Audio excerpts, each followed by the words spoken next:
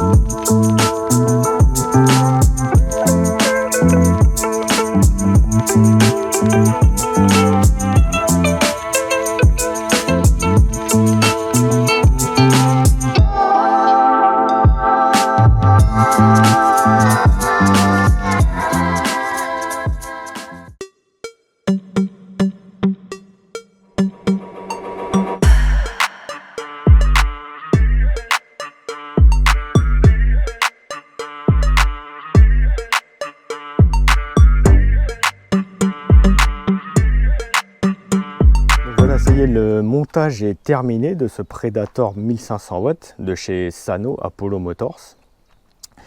Alors il y a du bon et du moins bon, donc au fil de la présentation on va un peu voir tous les aspects du produit. Donc niveau montage, comme vous avez vu, donc le quad il arrive en caisse.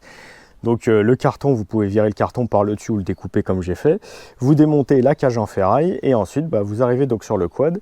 Et qu'est-ce qu'il va falloir monter? Donc vous avez les amortisseurs qu'il va falloir fixer, la vis inférieure des amortisseurs à fixer. Vous allez avoir les biellettes de direction avec leur écrou et la goupille à monter. Vous allez avoir la fusée à monter également avec son écrou. Qu'est-ce que vous avez d'autre? Vous avez l'arrière des nerf bars à monter, les roues forcément, le guidon avec le compteur, enfin l'écran, le tableau de bord si l'on peut dire, le pare-choc avant. Qu'est-ce qu'il nous reste aussi à monter? Et après ensuite on passe toute la partie arrière, donc l'espèce de grosse barre arrière, genre je sais pas ce que c'est, un porte-bagages, des poignées, une barre anti-wheeling, enfin c'est un peu ce que vous voulez. Et l'espèce de carter là, de protection pour tout ce qui est moteur et différentiel. Donc une fois que vous avez réussi à monter tout ça, vous arrivez donc avec ce produit fini. Mais avant ça, vous allez vous heurter à quelques petites problématiques, en tout cas si c'est comme le mien. Donc quelques problématiques, c'est-à-dire qu'est-ce que j'ai eu? Donc moi il me manquait de la visserie pour fixer la fameuse barre derrière. Il me manquait de la visserie par ici que j'ai. Donc ça c'est de la visserie de la caisse en métal en fait que j'ai récupéré, c'est la visserie de la cage. Ça c'est de la visserie à moi, c'est ma visserie à moi que j'ai installée.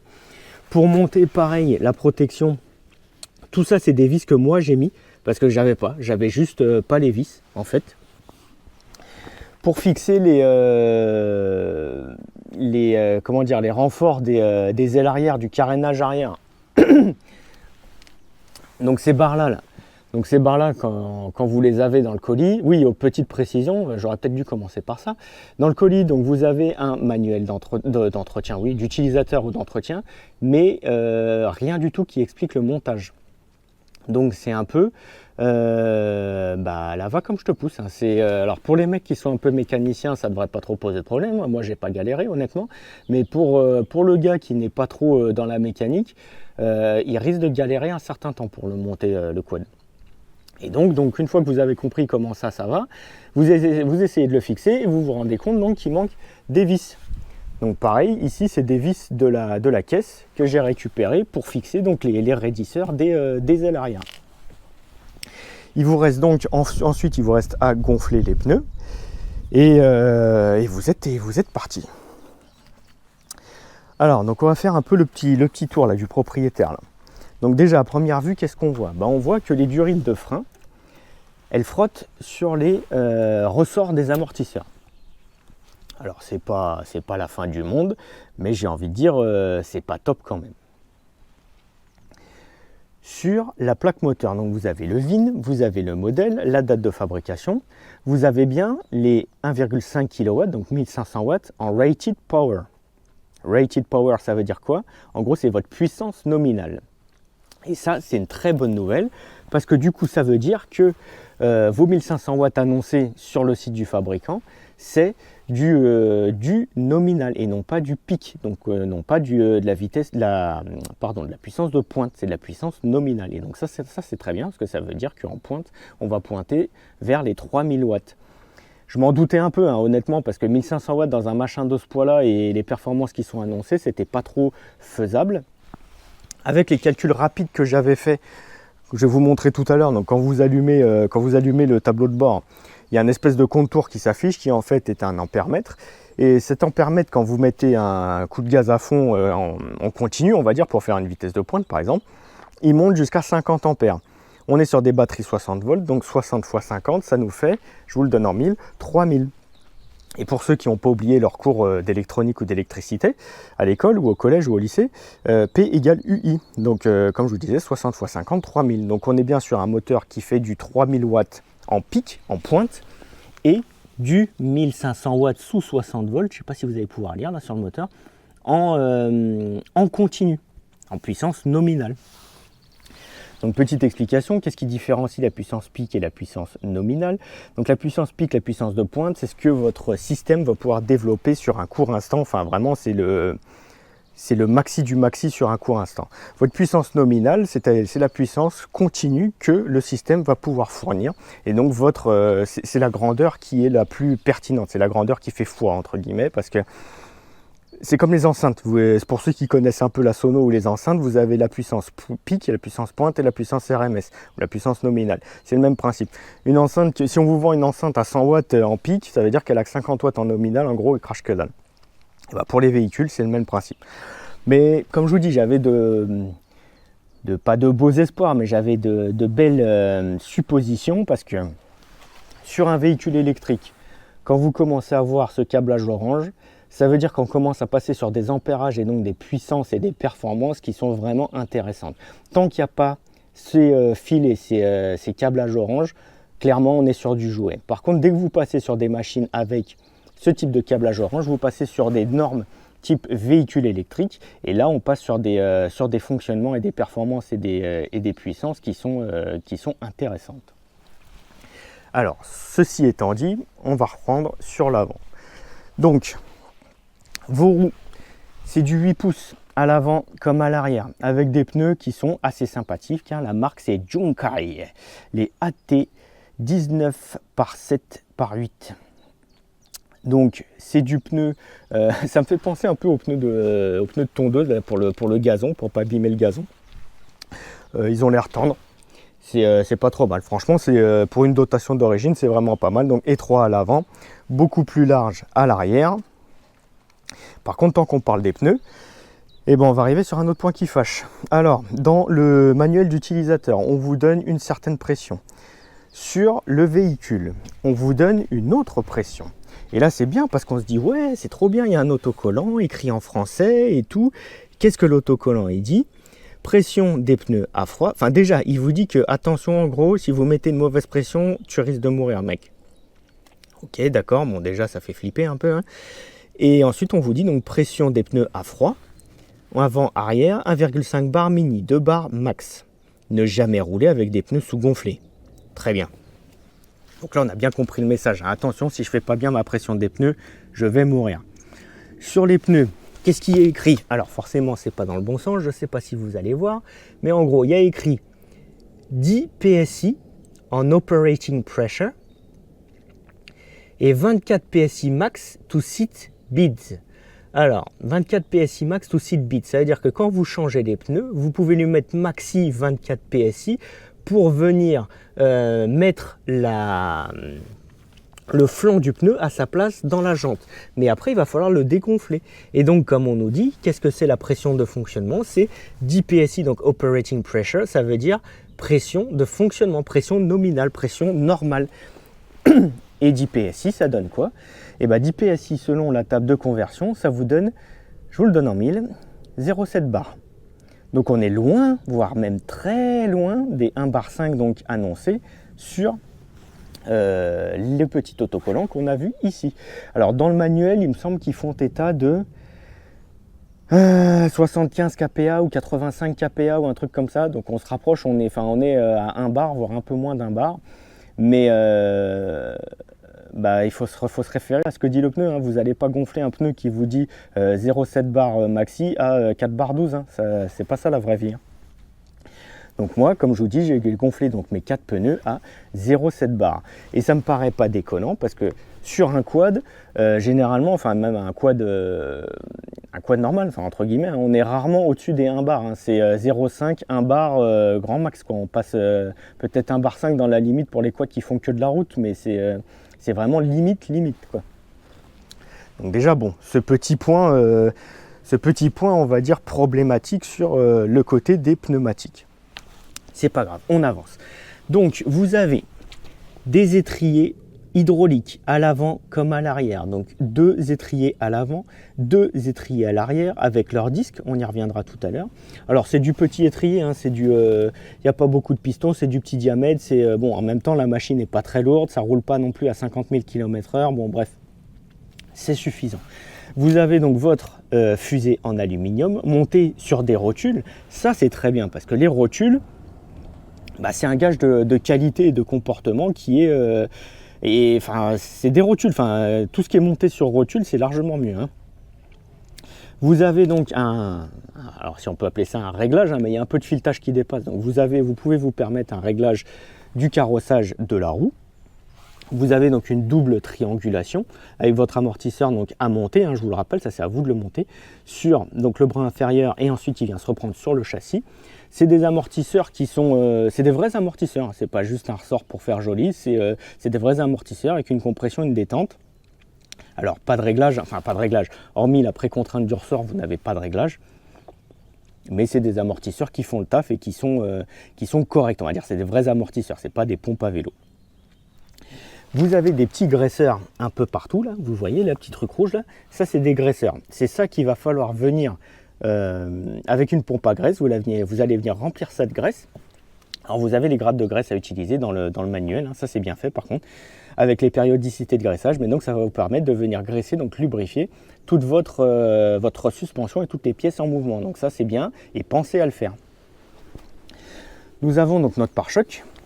Pare-choc qui est à monter soi-même, bien entendu, c'est juste 3 vis, hein, une longue vis en bas qui traverse tout et 2 petites vis en haut qui vont tenir ce pare-choc. Donc on parlait de suspension, donc on va la faire fonctionner un petit peu là. Vous voyez ça, c'est pas juste du ressort, il y a de l'amorti, il y a de l'hydraulique. Petit point problématique encore une fois sur le pare-choc, la vis inférieure. Donc la vis inférieure du pare-choc, elle est utilisée pour maintenir le quad dans sa cage en ferraille, pendant la livraison, donc dans son emballage si l'on peut dire. C'est cette vis là qui est utilisée pour maintenir le quad. Moi forcément cette vis elle est arrivée tordue. Donc pour sortir la vis ou pour sortir le quad, il a fallu s'employer un petit peu. Et ensuite, pour pouvoir monter votre pare-choc, il a fallu forcément un peu détordre la vis. Donc pour ceux qui sont un peu mécanos, qui ont un étau et qui ont accès à des outils un peu plus élaborés, ça pose pas de problème. Mais pour les autres, c'est vrai que ça peut être des points bloquants. On revient sur la plaque du fabricant, la plaque véhicule, l'identification véhicule. Donc on est sur Donc on était au 1500 watts avec le VIN, machin, compagnie. Bon, 1500 watts, ça c'est très bien, c'est du nominal, c'est parfait. Ensuite, on passe sur un poids de la machine annoncé à 155 kg et pour une charge max à 82 kg. Donc là, charge max 82 kg. On va voir le petit autocollant qui disait n'importe quoi sur les pressions. Là, ça nous dit 82 kg. Ça, c'est bien. Par contre, il me semble, dites-moi si je fais erreur, mais en tout cas aujourd'hui, il me semble que sur le site SmallMX, c'est annoncé pour du 75 kg en charge maximale. Donc autre petite incohérence. Bon, encore une fois, il n'y a pas mort d'homme, mais bon, c'est un petit peu dommage d'avoir ce genre de... tous ces petits trucs cumulés, enfin surtout la visserie et toutes ces petites erreurs cumulées. Sur une machine à 900 balles ou à 500 balles, bon, les gens seraient peut-être pas trop regardants, mais sur une machine qui est en vente, en tout cas aujourd'hui, à 1700 €, ça commence à faire beaucoup. C'est pas... Enfin bref, c'est dommage quoi, quand même sur une machine de ce prix-là, d'entacher tout du moins la machine par ces problématiques, que ce soit d'assemblage, que ce soit de fourniture ou que ce soit d'information du véhicule. Bref, revenons sur la face avant. La face avant et même le global du véhicule, faut dire ce qu'il est, il a vraiment de la gueule ce quad, il est beau. Enfin moi honnêtement je le trouve beau, que ce soit la couleur choisie, le kit plastique, le kit déco qu'il y a dessus, franchement moi je trouve qu'il a une sacrée gueule ce quad. Et avec les petits pneus gazon là comme je vous disais, là franchement ça lui donne un style, franchement c'est cool. Donc la face avant, bah, c'est une face avant un peu typique de tous les quads entre guillemets chinois haut de gamme, façon de parler. C'est une face avant, enfin, que ce soit avant ou arrière, globalement c'est un style qui est sorti de la gamme Yam, ça ressemble au quad de chez Yamaha. C'est agressif, c'est sympa, ça donne un look vraiment ravageur, franchement c'est réussi, enfin tout du moins l'esthétique est réussie avec les petites entrées d'air qui servent à rien mais qui sont là pour faire joli. Vous avez vos phares là, un peu genre je suis énervé sur les côtés, là franchement ça donne une sacrée tronche. À l'intérieur des phares, vous avez des ampoules LED. Donc c'est annoncé comme étant du full LED partout. Ça c'est bien. Vous avez plusieurs puissances d'éclairage possibles. Donc au guidon, on passera tout à l'heure sur le Komodo. Là. Vous avez donc phare avant éteint, phare avant faible on va dire, et phare avant fort. Ensuite, on arrive sur la partie centrale du quad. Alors, Nerf bar de série, ça c'est bien, avec les sangles qui sont montées d'origine, vous n'avez pas besoin de vous embêter à les passer dans les fils, faire les retours et tout, bon ça c'est cool. Ça, les gardes pour votre talon, garde-talon j'appelle ça moi, mais là en gros la deuxième partie des Nerf bars pour protéger votre pied, pour ne pas aller chercher la roue et pour pas que tout ce qui est éjecté de la roue vous percute le pied et le talon entre guillemets. Ça c'est à monter en plus. Donc c'est de la simple visserie que vous venez visser directement sur la pièce. Le pack batterie, donc là vous avez votre gros pack batterie là, donc je le répète 60 volts 30 ampères annoncé par le fabricant et par le site, enfin par le vendeur entre guillemets, qui est maintenu par, bon là petit bémol encore une fois, c'est juste deux pauvres barres en métal qui sont tordues de façon pas très esthétique et pas très mécanique, si l'on peut dire. Donc encore une fois, sur une machine à 1700 balles, bon, c'est un peu dommage de ne pas avoir vu des sangles en métal ou tout du moins des fixations un peu plus qualitatives, si l'on peut dire. Surtout que, comme vous pouvez le voir sur l'avant, le pack batterie, on n'est pas étanche. Et pourquoi on n'est pas étanche? Parce que les pliures ont été plus ou moins mal faites, ça vient y forcer sur la couenne, et du coup, le pack batterie, il n'est pas étanche là. C'est un petit peu dommage parce que bon, c'est un peu près des pneus, c'est aux intempéries, donc que ce soit flotte, terre, poussière, toutes les saloperies vont pouvoir plus ou moins rentrer dans le pack batterie. Bon, encore une fois, c'est un peu dommage, surtout sur une machine à ce prix-là. En passant devant le pack batterie, vous voyez votre colonne de direction, votre tripaille un peu électrique et vous avez votre répartiteur de frein, donc freinage hydraulique comme je vous disais, avant et arrière, qui va vous répartir donc sur une seule poignée, vous aurez donc la répartition gauche et droite. On reste encore un peu sur le pack batterie, je vais en calmer quelques-uns tout de suite. Bon, le pack batterie c'est du plomb, c'est des batteries plomb, on n'est pas sur du lithium, on n'est pas sur du lithium ni ion, ni lithium polymère, ni ce que vous voulez, c'est juste du plomb. Bon, soit. Ensuite, Par contre, là, on passe sur une chose intéressante. Ça, c'est votre variateur de vitesse, votre contrôleur moteur, si l'on peut dire. Et là, on a l'air d'être sur un produit qui est, qui a l'air un peu plus qualitatif et un peu plus développé, on va dire, que ce qu'on voit ailleurs, avec une bonne surface de refroidissement. Donc moi j'avoue, j'ai été agréablement surpris de voir un élément électronique qui semble, alors après j'en sais rien, hein, je ne connais pas les caractéristiques, je ne suis pas fabricant, mais tout du moins comme ça du premier regard, ça semble être un matériel électronique assez qualitatif. Parce que donc que Sanyo Apollo, ou tout du moins chez SmallMX, il me semble qu'ils ont 3 quads électriques. Ils ont donc ce Predator 1500, ils ont chez Sanyo toujours, ils ont un Hammer 1500 qui est plus orienté quad utilitaire et qui a une sacrée belle gueule. Moi franchement j'ai hésité entre les deux. Le problème avec le Hammer, c'est qu'il me semble qu'il a une batterie qui est moins performante, qui est en 48 volts au lieu d'être en 60 volts de mémoire, et donc qui va avoir des performances qui vont être largement en retrait. Ensuite en quad sportif, un peu sur le même gabarit et sur le même esthétique que celui-ci, il y a un quad qui n'est pas badgé Sanyo ni Apollo, mais qui est badgé SmallMX, qui est badgé SMX.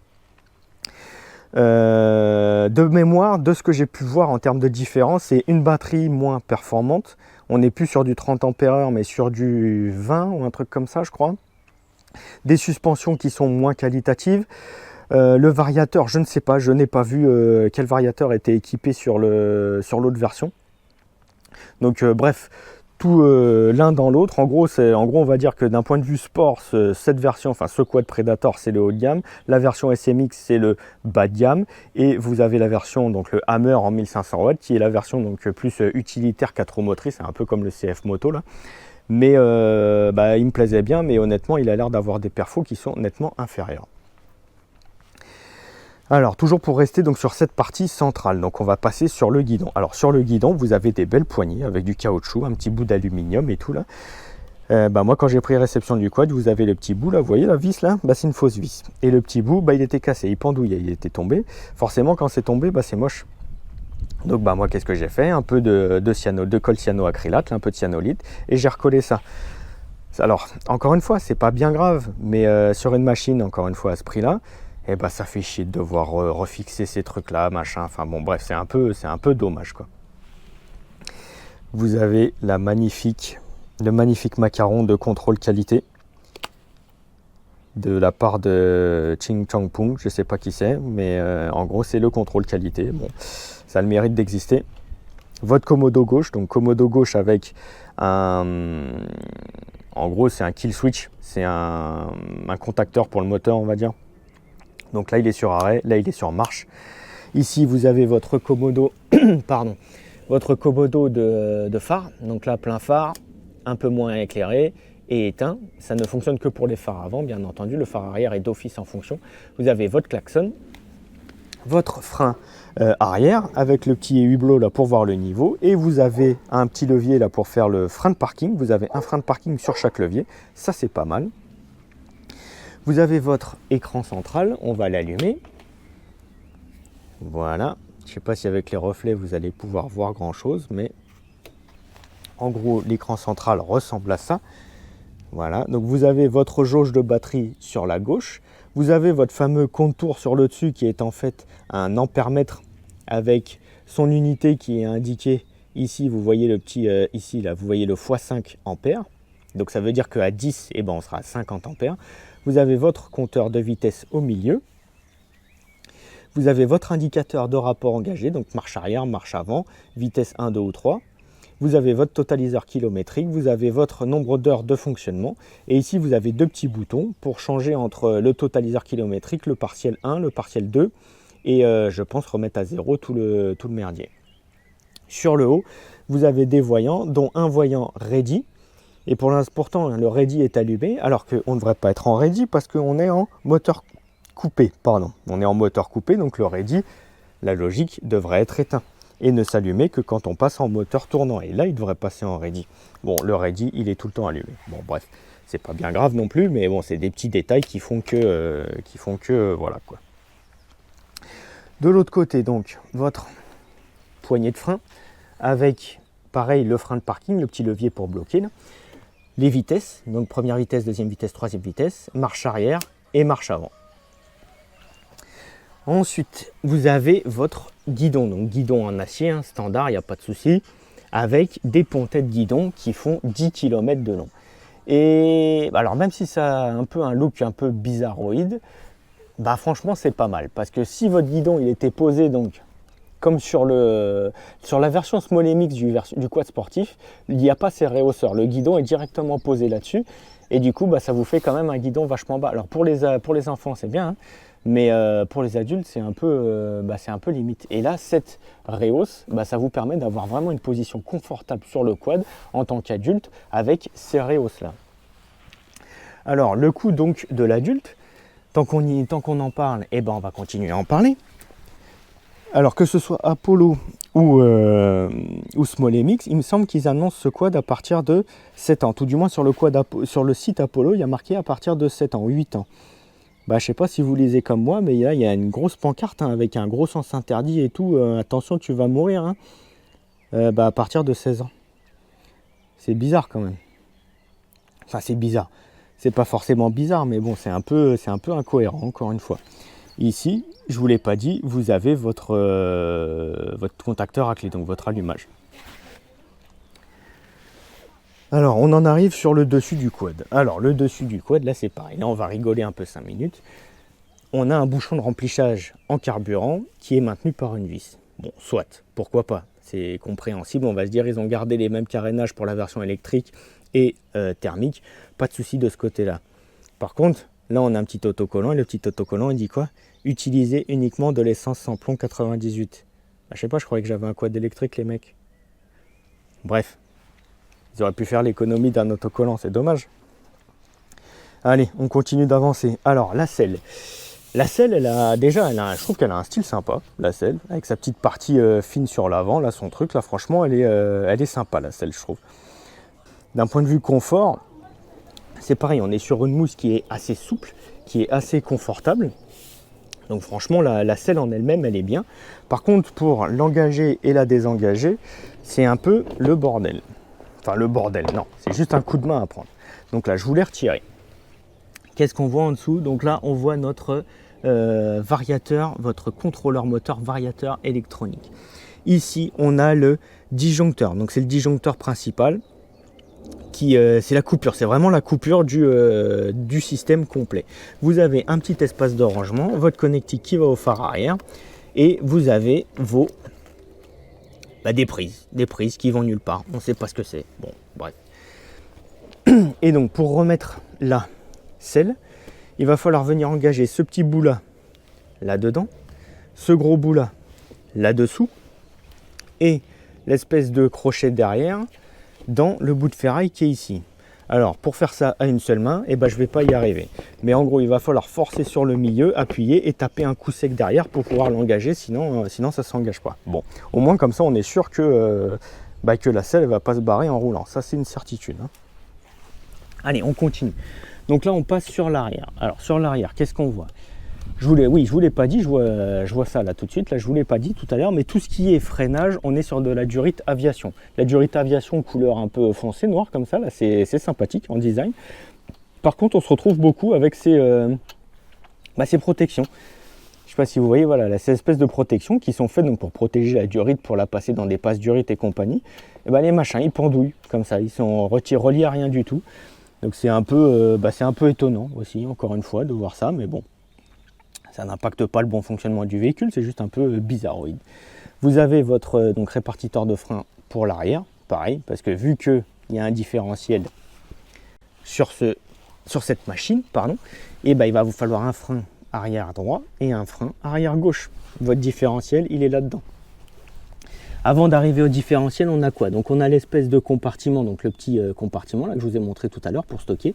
Vous avez votre amortisseur arrière, qui fait très bien son taf aussi, qui est bien freiné en détente, qui est même très freiné en détente, et qui est réglable uniquement en précontrainte. Mais honnêtement, la suspension, elle a l'air de faire son taf. Hein. C'est vraiment correct, hein, la suspension. On est sur un bras oscillant, donc monobras, on va pas appeler ça comme ça, mais c'est un bras oscillant, pas de biellette de renvoi. Hein. L'amortisseur est directement fixé, donc cadre et amortisseur, et pardon, bras oscillant. Il n'y a pas de biellette de renvoi. Bon, c'est un petit peu dommage, ça aurait pu apporter un peu plus de progressivité à la suspension, mais bon, sur une machine comme ça, c'est pas indispensable, on va pas s'en plaindre encore une fois, hein. Comme je vous disais, donc votre freinage, avant comme arrière, disque, étrier, Durit Aviation, les fameux câbles orange qui vous disent attention, on est sur un produit qui a un petit peu de performance. Et vous avez tout ce qui est votre bloc donc moteur et différentiel. Donc c'est un peu comme les bagnoles américaines, hein. Vous avez donc un axe de transmission qui passe dans une espèce un housing, on appellerait ça en anglais, mais c'est un espèce de un tube, ouais, un tube d'arbre de transmission, on va dire. Votre différentiel ici, qu'il va sûrement falloir lubrifier et entretenir avec la vis de vidange ici, il me semble, pour changer l'huile là-dedans. Et votre moteur, donc, qui est donc en prise directe sur votre différentiel, soit avec une chaîne à l'intérieur, soit avec des pignons. Je ne sais pas, je vous avouerai, je n'ai pas démonté, donc je ne sais pas si c'est une cascade de pignons ou si c'est une chaîne qui entraîne. Vu la forme, moi j'aurais tendance à dire que c'est une chaîne qui entraîne le moteur et le différentiel.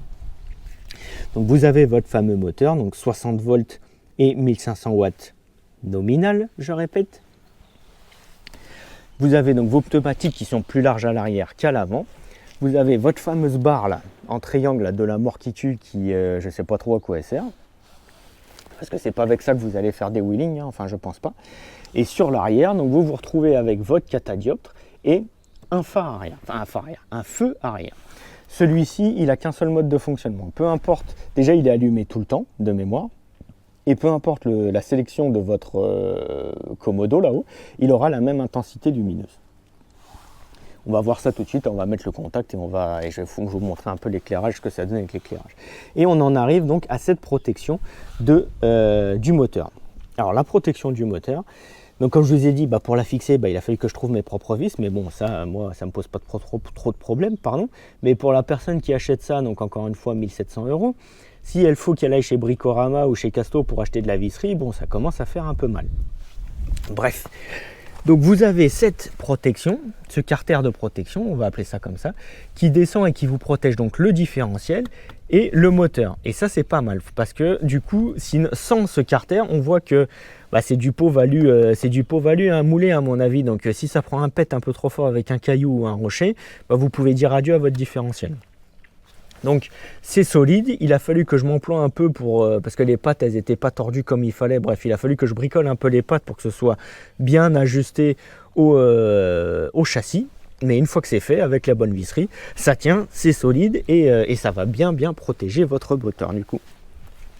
Moteur qui a donc un cache en plastique sur l'arrière parce qu'il y a une ventilation donc je suppose, hein, il me semble qu'il y a une ventilation qui tourne et donc qui va ventiler un peu votre moteur. Et donc voilà, on en a terminé pour ce tour en statique de ce Predator 1500. Vous avez les classiques mises en garde, hein, qu'il y a sur tous les quads, attention tu vas mourir, donc là c'est interdit aux passagers. Et ici en gros c'est interdit sur la voie publique, c'est interdit avec le passager, c'est interdit si tu es bourré ou si tu es drogué. Et en gros faut faire attention, quoi. Alors qu'est-ce qu'on s'était dit? Je vais vous allumer les phares. Et on va voir ce que ça donne. Donc là, le Commodo, il est sur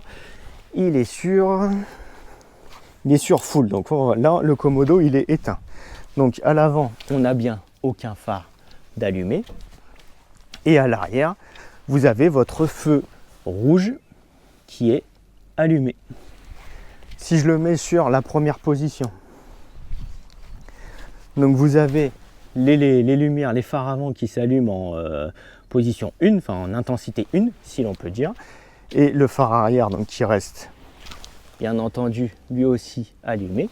Et si je le passe donc en position 2, donc vous avez vos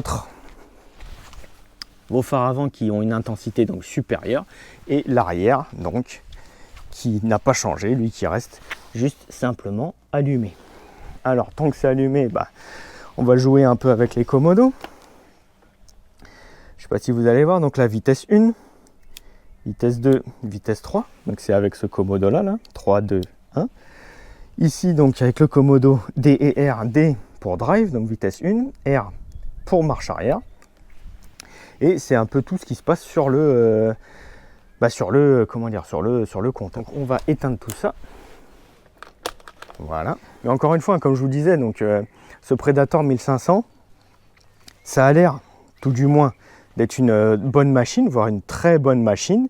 Mais malheureusement, c'est entaché par des défauts d'assemblage, que ce soit des défauts en usine, ou que ce soit d'assemblage ou de fabrication, des manques sur la visserie, des problèmes avec les indications qui sont données à l'utilisateur. Et bon, tous ces petits trucs-là, c'est vrai que c'est un peu... moi, personnellement, encore une fois, sur une machine à ce tarif-là, je trouve que c'est un peu abusé, quoi. Mais bon, ça n'empêche que, comme ça, tout du moins, ça a l'air déjà d'être une bonne machine, hein. Quand on passe outre ces problématiques, on va dire, de type logistique, hein, si l'on veut dire, ça a l'air d'être pas mal. Si, oui, tout petit oubli, donc avant de partir rouler la machine, j'avais oublié de vous montrer le port de charge du véhicule. Donc vous avez un port de charge là sur le côté avec donc le chargeur, bien entendu. Donc c'est un chargeur, c'est un chargeur qui a l'air correct, 60 volts, 2,5 ampères. C'est pas mal, enfin c'est suffisant en tout cas, avec un ventilateur intégré au cas où ça chauffe un peu trop, donc c'est pas trop mal. Donc voilà le fameux port de charge, pardon. Donc dans la prochaine vidéo, on va s'attaquer à l'essai en dynamique, donc en roulage de ce Predator 1500. En tout cas, merci d'avoir regardé cette vidéo, abonnez-vous et cliquez sur like. N'oubliez pas d'activer les notifications pour ne rien louper, et on se retrouve donc pour la prochaine vidéo. Allez, salut! Even when you feel low, you can still go. Even when you feel slow, you can still go. Even when there's no hope, you can still go. I never answer to no, man, I still go. Go, go.